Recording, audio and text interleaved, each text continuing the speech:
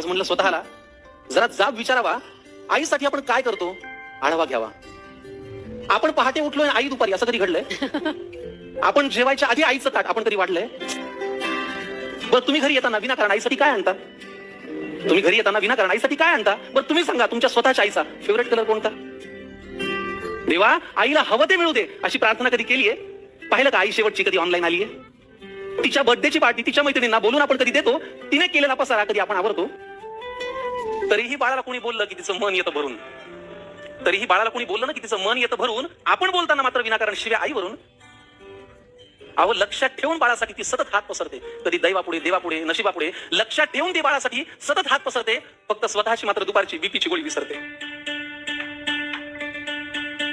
आईची आई होऊन बाळांनो कधीतरी वागा ना, आईची आई होऊन बाळांनो कधीतरी वागा ना. तिचा खडबड हातात घेऊन एकदा बघा ना. कितीही कर्तृत्व गाजवा तुम्ही, झेप कमी पडते आईनी कडेवर घेतल्यावरच आपली उंची वाढते. कितीही कर्तृत्व गाजवा तुम्ही, झेप कमी पडते आईनी कडेवर घेतल्यावर आपली उंची वाढते.